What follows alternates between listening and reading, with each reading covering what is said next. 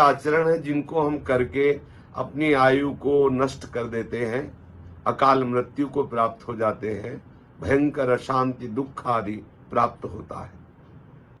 जो लोग ऐसे नास्तिकता के वचन बोलते हैं, नास्तिकता की भावना में रहते हैं, जो शास्त्र की आज्ञा के विरुद्ध क्रियाएं करते हैं, जो गुरुदेव की अवहेलना करते हैं, गुरुदेव की आज्ञा का उल्लंघन करते हैं, जो धर्म को नहीं मानते हैं, दुराचार परायण रहते हैं, उनकी आयु बहुत जल्दी नष्ट हो जाती है। बहुत ध्यान देने योग्य बात है, उनकी आयु नष्ट हो जाती है। कुछ लोग ऐसे होते हैं जिनका स्वभाव होता है दांत से तिनका चबाना, कपड़ा चबाना, अपने नाखूनों को चबाना। बैठ गए, तिनका तोड़ रहे हैं, कुछ भी फाड़ रहे हैं, किसी का भी जूठा अनूठा बासी ऐसा अपवित्र आहार पा रहे हैं। चंचल स्वभाव, चंचल चेष्टा, बैठे हैं पैर हिला रहे हैं। ऐसे लोगों की आयु नष्ट होने लगती है। ये शास्त्र आज्ञा है, बहुत ध्यान से सुने और इसको आचरण में उतारे। शास्त्र आज्ञा कर रहा है जो संध्या काल में भोजन करते हैं, संध्या काल में मैथुन करते हैं, संध्या काल में सोते रहते हैं, उनकी आयु क्षीण हो जाती है। बहुत सावधानी पूर्वक हमें जीवन व्यतीत करना है। शास्त्र आज्ञा कर रहा है कि जो सायंकाल में शयन करता है, संध्या काल में प्रातः मध्याह्न सायं, ये संध्या काल में शयन करता है, भोजन करता है, मैथुन करता है, व्यर्थ का भाषण, व्यर्थ की चेष्टाएं करता है, उसकी आयु नष्ट हो जाती है। जो संध्या काल में देव आराधन, हरि आराधन, भगवत चिंतन, मंगल विधान करता है, वो अपनी आयु को बढ़ाता है, लोक परलोक में सुख को प्राप्त करता है। इसलिए ब्रह्म मुहूर्त में सबको उठ जाना चाहिए, शयन नहीं करना चाहिए। जो ग्रहण के समय में, मध्याह्न के समय में ग्रहण पड़ रहा है और आप सूर्य की तरफ देख रहे हैं, ठीक मध्याह्न का समय सूर्य की तरफ देख रहे हैं, आप सूर्य की तरफ खड़े होकर लघुशंका कर रहे हैं या सूर्य की तरफ लघुशंका कर रहे हैं, सूर्य की तरफ थूक रहे हैं, इससे आपकी आयु नष्ट हो जाएगी। जो पुरुष काम भाव से व्याकुल हो करके किसी भी वर्ण की स्त्री के साथ भोग करता है, छल करके भोग करता है, जबरदस्ती बलात्कार की भावना से युक्त होकर ऐसा, तो यहां शास्त्र कहता है कि उसकी आयु नष्ट हो जाती है। जो पराई स्त्री का भोग करते हैं, अन्य वर्ण की स्त्रियों से भोग करते हैं, जो जबरदस्ती ऐसे भावना से भोग करते हैं, उनके आयु का नाश हो जाता है। और कह रहे हैं कि जो ऐसे स्वभाव वाला है कि दूसरी स्त्रियों को काम भाव से देखता ही रहता है, दूसरी माताओं बहनों की तरफ, किसी की भी तरफ दृष्टि करे, वो दोष भावना का चिंतन, दोष भावना से दर्शन, काम भाव, तो बोले स्त्री के शरीर में जितने रोमकूप हैं उतने वर्षों तक वो नरक भोगता है। एक संकल्प में न तो लोक लायक रह जाएगा न परलोक लायक रह जाएगा, पक्का। ये हम वृंदावन से गर्जना करें, महारानी जी के विषय में बोला तो न लोक लायक, देख लेना, सभा में कह रहा हूं, देख लेना, न लोक लायक रह जाएगा न परलोक लायक रह जाएगा। जो श्री जी के विषय, श्री जी को क्या जानते हो? हमारी स्वामिनी, हम उन्हीं से जीते हैं, उन्हीं में वास करते हैं, हम में रहती हैं, हम उनमें रहते हैं। क्या समझते हो तुम? श्री जी के विषय में बोलने के लिए बहुत होश से बोलना। जहां श्री कृष्ण महावर रचते हैं वो हमारी श्री जी हैं। अभी तुम किस राधा की बात करता है? अभी जाना कहां राधा को? राधा को जान जाएगा तो आंसुओं से वार्ता होती है, बाणी से मुंह खो जाती, कौन रस बाढ़े जहां बोली बोली भारी। और सुनो, कह रहा है कि वृषभानुपुर बरसाने में श्री जी की उपस्थिति नहीं हो तो कभी कभी, और यहां क्या कह रहे, यत् प्रादुरस्त्र कृपया वृषभान गेहे स्यात् किंकरी भवत में ममाभिलाषा।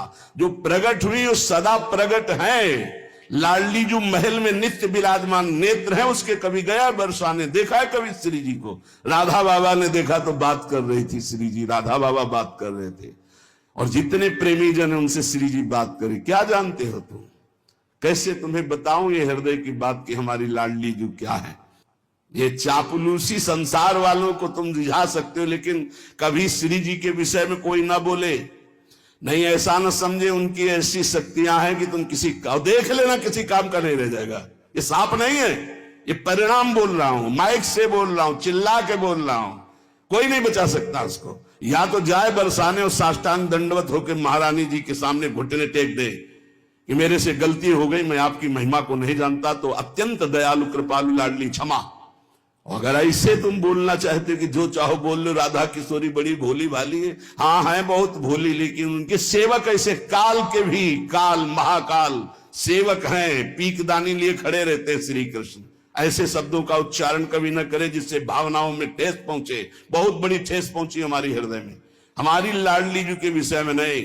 जानना है राधा तत्व को तो हम बोलेंगे नहीं, बैठ जा हमारे सामने जान जाएगा। श्रद्धा और विश्वास करके बैठ जा, हम बोलेंगे नहीं, केवल रोम रोम से तू जान जाएगा लाडली जी क्या है। बैठ तो तू आकर सामने। अब हजारों लोग बैठ करके सुनते, कैसी बुद्धि मारी गई, इष्ट की अवहेलना सुन रहे हैं बैठकर, और ऐसों को भागवताचार्य बनाकर मंच पे बैठाल करके सुनने के लिए निमंत्रण दोगे ना कि पुरिखा तर जाएंगे तो पुरिखा नरक जाएंगे, ऐसों को बैठा लोगे तो। अरे कम से कम सोच समझ करके तो बैठा लो। इनको भूरिदा जना कहा गया, पूज्य भागवताचार्यों को भूरिदा जना, भगवान की चर्चा करके शून्य मानस हृदयों में जो भक्ति से शून्य है उनके हृदय में भक्ति का प्रचार प्रसार करके भगवत रस से भर दे, उन्हें भागवताचार्य कहते हैं।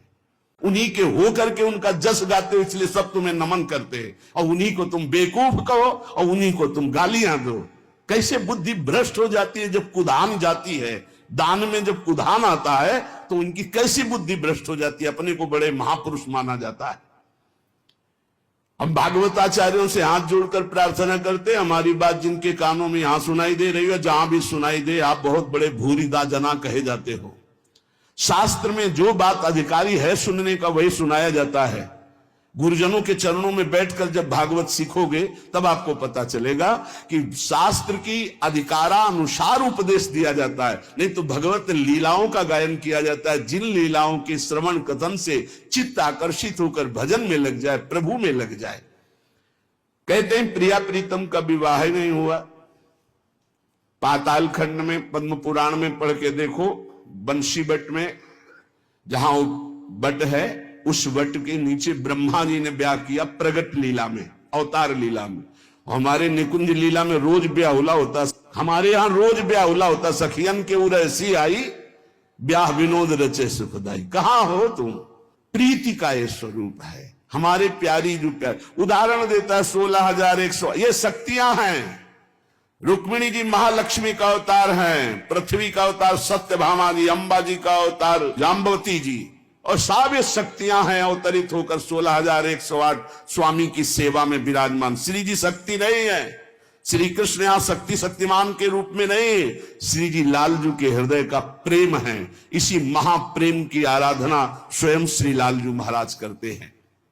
और ऐसी प्रार्थना है जनता से कि ऐसे भागवताचार्यों से कथा ना सुनो जिनको खुद कथा का ज्ञान नहीं, खुद तत्व का ज्ञान नहीं, केवल बस हवा में चल रहे, हवा में बह रहे, 4 श्लोक पढ़ लिए और बोल रहे। जितना ऐसे छाचित्र गिरोगे कि कहीं उठाने वाला कोई नहीं मिलेगा। साधुता, भगवत भजन, शास्त्रों का ज्ञान, ये जन समुदाय के मानस पटल पर विकारों का नाश करके भगवत प्रीति प्रदान करने के लिए है। ये स्वामी जी महाराज, हरिदास जी महाराज रात दिन प्रिया प्रीतम की सेवा करते, बिहारी बिहारी जी, इनसे बड़ा वो भागवताचार्य है।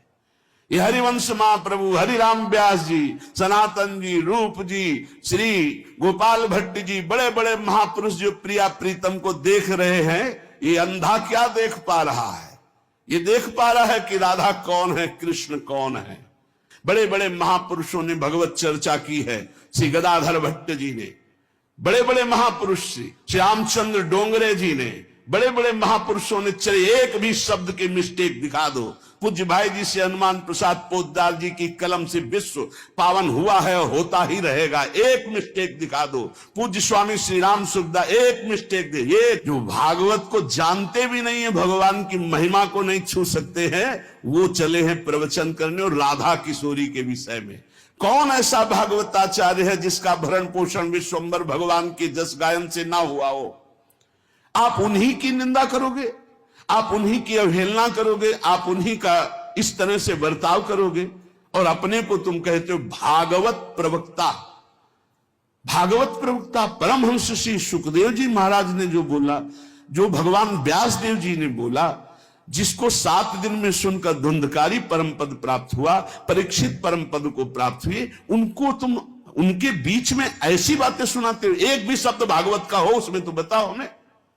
एक भी शब्द ऐसा हो जो कल्याणकारी हो, बताया। उपहास हो रहा है। कोई बिरला ऐसे भागवत प्रवक्ता है जो भागवत को लेकर बोलते नहीं। आज मनोरंजन बना दिया गया है। ये थोड़ी कि माइक मिल गया, जो मनावे सो बोलते रहो, जैसा मनावे वैसा बोलते रहो। लाडली को जानना है तो वृंदावन की रज का सेवन करो। ब्रह्मेश्वरादि सुदरूप पदारविंद। अगर परीक्षा ली जाए कि तुम अपनी पवित्रता कैसे करते हो, तो उसमें भी सही नहीं उतरेगा। और ब्रह्मेश्वरादि सुदरूप पदारविंद श्रीमद पराग परमाद्भुत वै भवाया, श्री स्वामिनी जी के विषय में बोलने का अधिकार कहां से प्राप्त कर लिया?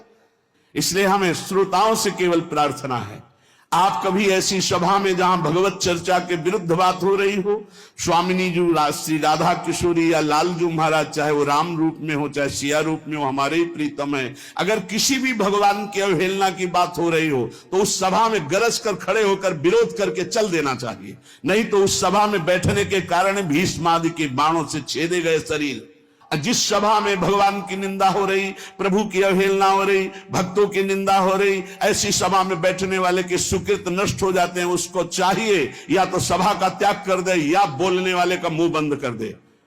संत सम्भ श्री पद अपवादा, कही सुनीता असमर्यादा, काटी जीव तासुजु बसाई, श्रवण मुंह नत चले पर आई। आप सच्ची समझ लो, विश्व में ऐसे अव्यक्त महापुरुष हैं